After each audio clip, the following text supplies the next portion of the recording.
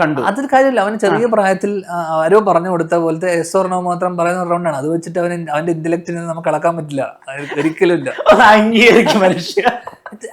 അവനാ ചെറിയ പ്രായത്തിൽ 9ാം ക്ലാസ്. അപ്പൊ ഉദയകുമാർ ഡാൻസർ അല്ലേ, അപ്പൊ ആളെ കുറിച്ച് ആരെങ്കിലും ഇങ്ങനെ പരിപാടിക്ക് പോകുമ്പോൾ നമ്മൾ അന്ന് കുട്ടിയല്ലേ, ആരെങ്കിലും പറഞ്ഞു കൊടുത്തിട്ടുണ്ടാവും മോനെ ഇങ്ങനെ പറയാം എസ് ഓർ നോ മാത്രം പറഞ്ഞാൽ മതി, അവിടെ പോയി ഇരുന്നാൽ മതി. അങ്ങനെ പോയി ഇരുന്നതായിട്ട് എനിക്ക് തോന്നിയിട്ടുള്ളൂ. അത് വെച്ചിട്ട് നമുക്ക് അന്നത്തെ ബേസിലിന്റെ ഐക്യൂനെ ഒന്നും അളക്കാൻ പറ്റൂല. അങ്ങനെ ഒരു ഐക്യൂ ഒന്നും അളക്കാൻ അല്ല, നല്ലതാ അവനത്, അതിന് തോറ്റല്ലോ. ജയിച്ചിരുന്നെങ്കിൽ നമുക്ക് ഇതിനെ കുറിച്ച് ഡിസ്കഷന് പോലും കാര്യമുണ്ട്. പിന്നെ ഡിസ്കഷന്റെ പോലും ആവശ്യം. അത് കഴിഞ്ഞിട്ട് ഒരു ഗിറ്റാറൊക്കെ പിടിച്ചൊരു പടം ഇട്ടായിരുന്നു പുള്ളി ഇൻസ്റ്റാഗ്രാമിൽ. അത് ശ്രദ്ധിച്ചിരുന്നോ? പാട്ടിലും എനിക്ക് പ്രാവീണ്യം ഉണ്ടെന്ന് പറഞ്ഞിട്ട്. അതെ അതെ അതെ അതെ അതെ. അവൻ എന്തിലാ ഇതിന്റെ പേരെന്താ, പ്രാവീണ്യം അതില്ലാത്തത്. അവൻ തന്നെ ഒരു മാടപ്രാവീണ്യം പോലത്തെ. അവൻ എല്ലാത്തിനും പ്രാവീണ്യം ഉണ്ടല്ലോ.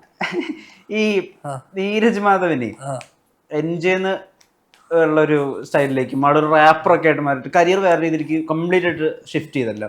അത് മൊത്തം നോക്കിക്കാണുന്ന ധ്യാൻ അതെങ്ങനെയാ ഉൾക്കൊണ്ടിരുന്നത്?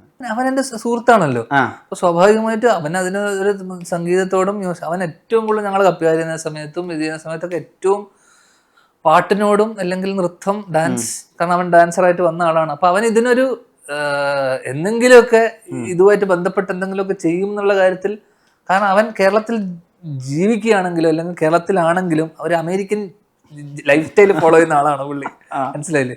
നമ്മള് മറ്റേ മഴ പെയ്യുന്ന മദ്ദളം കൊട്ടുന്ന പോലെ എന്റെ ഡ്രൈവർ കഷ്ടകാലത്തിന് അമേരിക്കയിൽ നിന്നാണ് ഡ്രൈവിംഗ് പഠിച്ചതെന്ന് പറഞ്ഞ പോലെ പറഞ്ഞ പോലെയുള്ള കാര്യമാണ് അവന്റെ. മനസ്സിലായില്ലേ? അപ്പം ഇപ്പോഴും ഇവിടെ right hand driver, left hand ഡ്രൈവിലാണ് വണ്ടി ഓടിച്ചുകൊണ്ട് പോകുന്നത്. അപ്പൊ പിന്നെ പുള്ളി എന്നെ പറ്റി എന്തൊക്കെയോ പല ഇന്റർവ്യൂലും പറയണം, അവനെ പറ്റി പൊക്കി പറയാൻ പറ്റില്ല. പക്ഷെ പുള്ളി ആഗ്രഹിച്ച ജീവിതം ജീവിക്കുന്ന ഒരാളാ ഇപ്പോ എന്നെ സംബന്ധിച്ചിടത്തോളം. ഓക്കെ, കാരണം അവന്റെ കരിയർ നോക്കുന്ന സമയത്ത് ഇവിടുന്ന് പോയിട്ട് ഒരു പാൻ ഇന്ത്യൻ അല്ലെങ്കിൽ ഒരു വെബ് സീരീസിൽ ഹിന്ദിയിൽ പോയിട്ട് ഡയലോഗ് പറഞ്ഞ് അവിടെ ഓഡിഷൻ ചെയ്ത് അവിടെ സെലക്റ്റഡ് ആയിട്ട് അത്രയും പോപ്പുലർ ആയിട്ടുള്ള ഒരു സ്ഥാനത്തിൽ പോയിച്ചത് ഭയങ്കര അവന്റെ സക്സസിനെയും അവന്റെ ഈ ഷിഫ്റ്റിനെയും ഒക്കെ തന്നെ ഭയങ്കര സന്തോഷത്തോടെ നോക്കിക്കാണും. സോഷ്യൽ മീഡിയ മൊത്തം ചർച്ച ചെയ്യുന്ന ഒരു കാര്യമുണ്ട്. ജയിലർ ഇറക്കിയപ്പോ ധ്യാൻ ശ്രീനിവാസൻ ജയിലർ ഇറക്കി, തഗ് ലൈഫ് ഇറക്കിയപ്പോ ധ്യാൻ ശ്രീനിവാസൻ തഗ് ഇറക്കി. ഇതൊന്നും ഞാനല്ല ഈ ജയിലറിന് അവതാർ ഇറക്കിയപ്പോ നിങ്ങൾ വീഗം ഇറക്കി.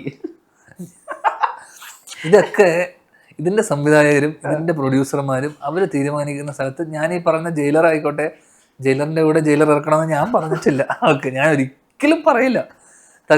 തഗ്ഗിൽ ഞാൻ ഒരു അര ദിവസത്തിൽ ഞാൻ ഒരു സീനിൽ മാത്രമേ ഉള്ളൂ ആ പടത്തിൽ തന്നെ.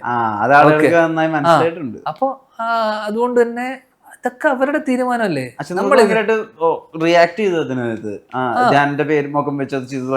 അശ്വന്ത് എനിക്ക് മെസ്സേജ് അയച്ചിട്ട് എന്നോട് പറഞ്ഞിരുന്നു. അപ്പൊ അല്ല, ഞാൻ പറയാന്ന് വെച്ചാ നമ്മുടെ ജോലി എന്താണ്, എന്നെ നീ, അപ്പൊ ഞാൻ കഴിഞ്ഞ ഇന്റർവ്യൂവിലും പറഞ്ഞു, നീ നാളെ ഡയറക്റ്റ് ചെയ്യുമ്പോഴും എന്നെ ഒരു ജോലിക്ക് വിളിക്കുവാണെങ്കിൽ ഞാൻ അവിടെ വരും. കാരണം നീ എന്നെ ഇവിടുത്തെ വലിയ പ്രധാന നടനായിട്ടും നായക നടനായിട്ടൊന്നും കാണണ്ട. ഞാൻ എല്ലാ ക്യാരക്ടർ റോൾ ചെയ്യുന്നു. ഇപ്പം ഞാൻ മലയാളിയിൽ ക്യാരക്ടർ റോൾ ചെയ്തു, ഓക്കെ, പ്രിൻസിൽ ചെയ്തു, ഞാൻ ആ ക്യാമിയോസ് ചെയ്യുന്നു, ഞാൻ അതിനോടൊരു ഡിറ്റക്റ്റീവ് ചെയ്യുന്നു എന്ന് വെച്ചിട്ട് എൻ്റെ ജോലി എന്താണോ ആ ജോലി ചെയ്യുക എന്നുള്ളത് മാത്രമേ ഉള്ളൂ. എന്നെ ഇന്റർവ്യൂവിന് വിളിക്കുന്നു, ഞാൻ ഇന്റർവ്യൂവിന് വന്നിരിക്കുന്നില്ലേ, നിങ്ങൾ എന്നെ വിളിക്കൂ. ചോട്ടമുമ്പേ ഇപ്പൊ ഭയങ്കരമായിട്ട് ആളുകൾ സെലിബ്രേറ്റ് ചെയ്യുന്നുണ്ട്. അപ്പൊ ചോട്ടമുമ്പയുടെ ഒരു സ്പേസ് എന്ന് വെച്ചാൽ അതിനകത്ത് കഥയില്ല, ഇൻസിഡൻസ് മാത്രമേ ഉള്ളൂ. ഇതുപോലത്തെ ഒരു സാധനം തന്നെ ലവ് ആക്ഷൻ ഡ്രാമ, കഥയില്ല, ഇൻസിഡൻസ് ആണ് അതിൽ പ്രധാനമായിട്ടുള്ള ഒരു കാര്യം. അപ്പോ ധ്യാൻ ശ്രീനിവാസന്റെ ആ ഒരു തമാശ ഫൺ വേൾഡില് ലാൽ സാറിനെ കൊണ്ട് പ്ലേസ് ചെയ്യുക, അങ്ങനെ ആലോചിച്ചിട്ടുണ്ടോ? അതാണ് ഞാൻ ഇപ്പൊ ഏറ്റവും കൂടുതൽ ആലോചിക്കുന്നതും ഞങ്ങൾ ചർച്ച ചെയ്യുന്നതുമായിട്ടുള്ള കാര്യങ്ങൾ. ചർച്ച മാത്രമേ നടക്കുന്നുള്ളൂ. ഇപ്പൊ ഞാനും വിശാഖം കഴിഞ്ഞ ദിവസങ്ങളിലൊക്കെ സംസാരിക്കുന്ന സമയത്ത് നമ്മൾ ആലോചിക്കുന്ന ഒരു സിനിമ അങ്ങനത്തെ ഒരു സിനിമയാണ്. എന്നുവെച്ചാൽ നമ്മുടെ ഒരുപാട് സിനിമകളിടയിൽ ഇത് വിശാഖം ഇങ്ങനെ പറഞ്ഞപ്പോ അപ്പൊ നമ്മുടെ അതിലൊരു കഥയുണ്ടായിരുന്നു, കുറെ മുന്നേ ആലോചിച്ചാണ്. അതിങ്ങനെ നമ്മളിങ്ങനെ ആഗ്രഹങ്ങളാണല്ലോ.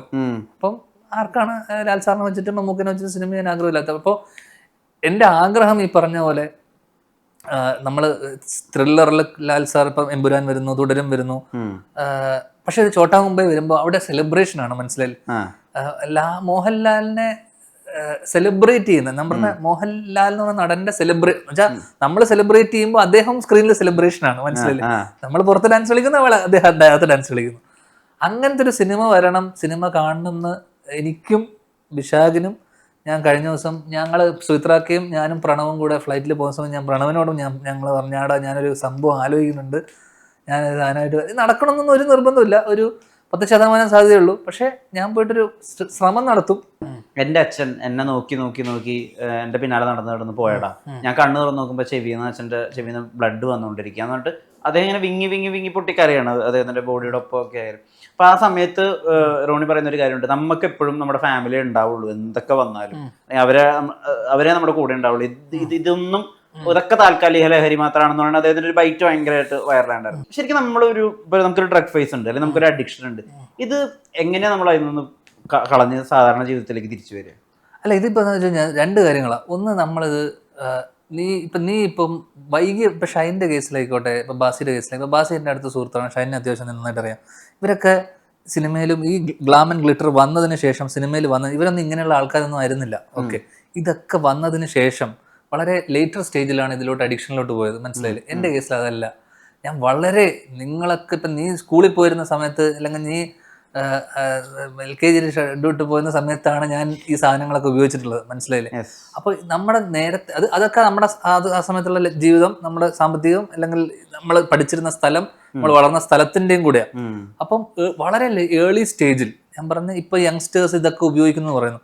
ഞാൻ പറയുന്നതെന്ന് വെച്ച് കഴിഞ്ഞാൽ, ഇത് കാരണം ഇത് സൊസൈറ്റിയിൽ നമ്മൾ ജീവിക്കുമ്പോൾ നമ്മുടെ കൂട്ടത്തിൽ ഒരു ഗ്രൂപ്പിൽ ഒരു ആളെങ്കിലും ഇത് ഉപയോഗിക്കുന്ന ഒരാളുണ്ടാവും, അല്ലേ? നമ്മുടെ ഈ ഇരിക്കുന്ന ടേബിളിൽ അല്ലെങ്കിൽ ഈ ഇരിക്കുന്ന ആൾക്കാരുടെ ഇടയിൽ ഒരാളുണ്ടാവും ചിലപ്പോൾ. അങ്ങനെ ഒരാൾ ഉപയോഗിക്കുന്നത് ചിലപ്പോൾ നമ്മൾ ഇൻഫ്ലുവൻസ്ഡ് ആയിപ്പോവും. നമ്മൾ ഒരു തവണ ട്രൈ ചെയ്തെന്നിരിക്കും, ചിലപ്പോൾ നമുക്ക് ഇഷ്ടപ്പെടുന്നിരിക്കും. ഇത് നേരത്തെ കാലത്ത് അങ്ങ് നടന്നു പോവുകയാണെങ്കിൽ നമുക്ക് ഇതിൻ്റെ ഡീമെറിറ്റ്സും പ്രോസ് ആൻഡ് കോൺസും ഒക്കെ നമുക്ക് തന്നെ ഒരു പ്രായമാകുമ്പോൾ മനസ്സിലാവും ഇത് നമ്മളെ ഹെൽപ്പ് ചെയ്യുന്നില്ല. ഇത് നമ്മൾ സെൽഫ് മനസ്സിലാക്കുക എന്നുള്ളത് മാത്രമേ ഉള്ളൂ. കാരണം നിന്നോടൊരു കാര്യം ഒരാൾ പറയുന്നു ഇത് ചെയ്യണ്ടെന്ന് പറഞ്ഞാൽ നീ അത് ചെയ്യാതിരിക്കേണ്ട കാര്യമൊന്നുമില്ലല്ലോ. നീ അത് ചെയ്യും, നിനക്കത് ഇഷ്ടപ്പെടുവാണെങ്കിൽ നീ വീണ്ടും ചെയ്യും. അത് തന്നെയാണ് ഞാൻ എൻ്റെ ആയ പ്രായത്തിൽ ഞാൻ ചെയ്തത്. എൻ്റെ കൂടെയുള്ള ഒരുപാട് പേര് പറഞ്ഞു നീ ഇത് ചെയ്യരുത്, ഉപയോഗിക്കരുത്. എൻ്റെ ചേട്ടൻ ഉൾപ്പെടെ പലരും പറഞ്ഞു. പക്ഷെ ഞാൻ അന്ന് ഉപയോഗിച്ചു. ഇത് നമുക്ക് സ്വയം തോന്നണം.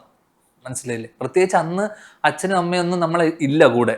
ഹോസ്റ്റലിൽ പഠിച്ചിരുന്ന കാലം എത്രയോ വർഷങ്ങൾ, 4-5 വർഷം ഞാൻ അച്ഛനും അമ്മയൊന്നും കണ്ടിട്ട് പോലുമില്ല.